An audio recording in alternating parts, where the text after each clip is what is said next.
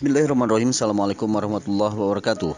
Pemirsa, di sini Kang Mardi akan menceritakan tentang sejarah pendiri Palang Merah Internasional. Palang Merah Internasional tidak bisa lepas dari seorang yang luar biasa, yaitu Jan Henry Dunant. Lahir di Jenewa, Swiss 8 Mei 1828. Beliau adalah seorang pengusaha muda yang luar biasa dan lahir dari keluarga pengusaha di Swiss. Dan kisah ini dimulai di Solferino, Italia, tanggal 24 Juni 1859, di mana di sana sedang terjadi pertempuran antara Prancis dan Italia melawan Austria. Henry Dunant menyaksikan ribuan korban tergeletak dalam keadaan terluka, sekarat ataupun tewas. Dan tidak tampak upaya yang dilakukan untuk memberikan perawatan kepada mereka. Dunant berinisiatif mengerahkan penduduk sipil setempat, terutama kaum perempuan, untuk memberikan pertolongan kepada para prajurit yang terluka dan sakit. Dunant sendiri yang mengatur pembelian material yang dibutuhkan serta membantu mendirikan rumah sakit darurat. Terdapat 35.000 korban perang dari kedua belah pihak. Penduduk setempat melayani para korban luka tanpa melihat dari mana pihak mereka, sesuai dengan slogan Tutti Fratelli atau kita semua bersaudara. Tanggal 22 Agustus 1859 didirikanlah organisasi kemanusiaan, yaitu International Red Cross atau IRC. Sekembalinya ke Jenewa awal bulan Juli, Dunant memutuskan menulis sebuah buku tentang pengalamannya itu, yang kemudian diberi judul Un Souvenir de Solferino atau Kenangan Solferino. Buku ini diterbitkan tahun 1862 dengan jumlah 1.600 eksemplar yang dicetak atas biaya sendiri. Dalam buku ini Dunant melukiskan pertempuran yang terjadi. Dia juga mengemukakan gagasan tentang perlunya dibentuk organisasi netral untuk memberikan perawatan kepada prajurit-prajurit yang terluka. Dunant juga memulai perjalanan ke seluruh Eropa untuk mempromosikan gagasannya. Buku tersebut mendapat sambutan yang sangat positif. Presiden Jenewa Society for Public Welfare atau Perhimpunan Jenewa untuk Kesejahteraan Umum, yaitu seorang ahli hukum, Gustav Moyner, menyambut dengan baik. Tanggal 17 Februari 1863 diadakan pertemuan komite untuk menjajaki kemungkinan mewujudkan ide-ide Dunant tersebut, dan terbentuklah ICRC, yaitu Komite Palang Merah Internasional atau International Committee Red Cross. Tanggal 26 Oktober 1863 diadakan konvensi internasional di Jenewa yang dihadiri 16 negara dan 4 lembaga filantropis, dan inilah dasar dari konvensi Jenewa pertama.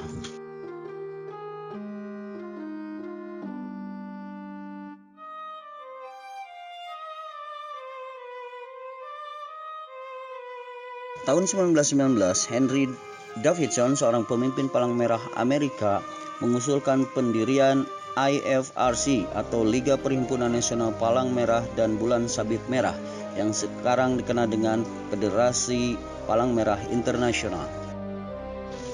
Dari awal, Moyner dan Dunant saling berbeda pendapat dan bertikai menyangkut visi dan rencana mereka masing-masing.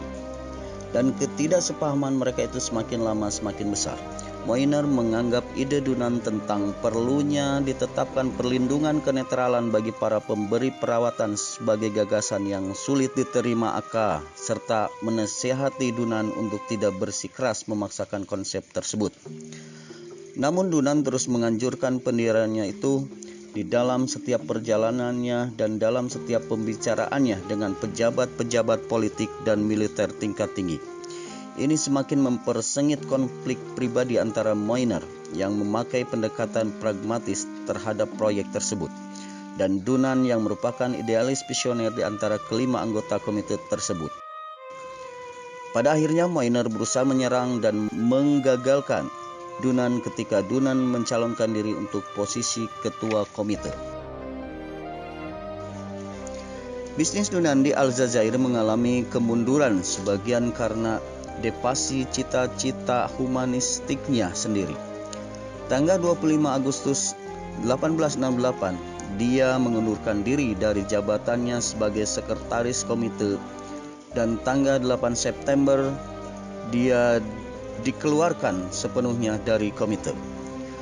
Pada bulan Maret 1867, Dunant meninggalkan kota kelahirannya, Jenewa, pindah ke Paris dan hidup dalam keadaan kekurangan. Bulan Juli 1887, Dunant pindah ke Hayden dan tinggal di panti jompo.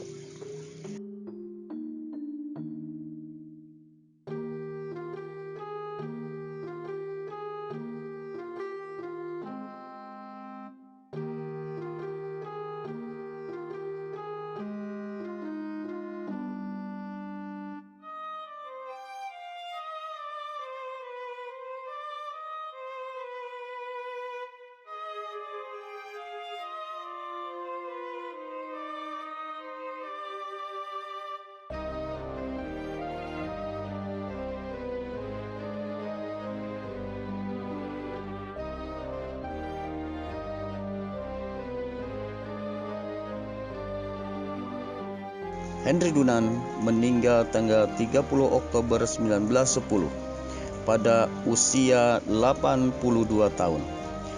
Sampai akhir hayatnya, Dunant tidak memakai sedikit pun uang hadiah dan ia berikan kepada Badan Ama dan Panti Jompo.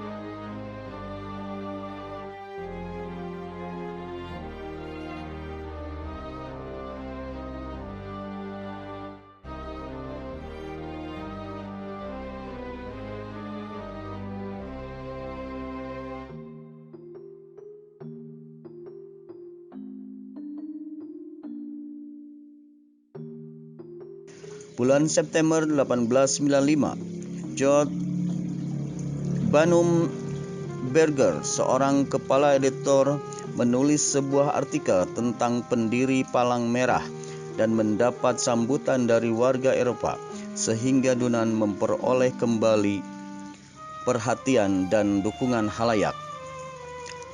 Tahun 1897, Rudolf Müller menulis sebuah buku tentang asal mula Palang Merah, dan buku inilah yang mengubah secara resmi sejarah Palang Merah. Tahun 1901, Dunant menerima hadiah Nobel Perdamaian.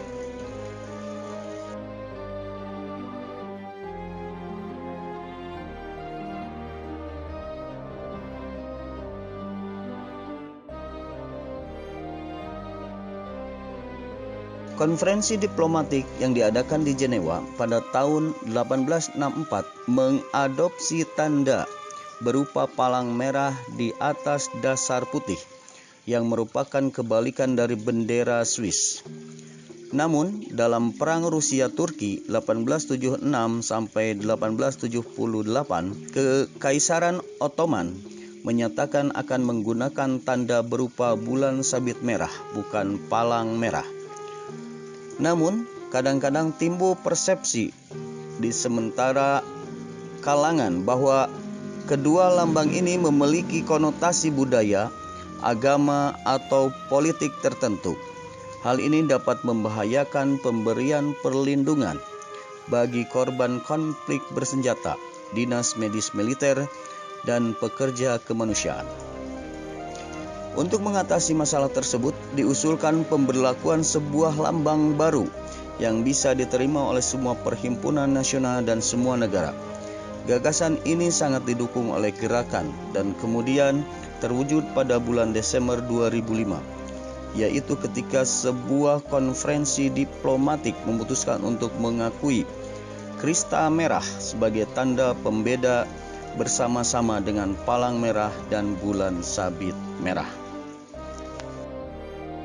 Demikian video ini, mudah-mudahan berguna, dan ingat bahwa keikhlasan dan ketulusan akan tetap dikenang. Jangan lupa like, subscribe, dan komen. Assalamualaikum warahmatullahi wabarakatuh.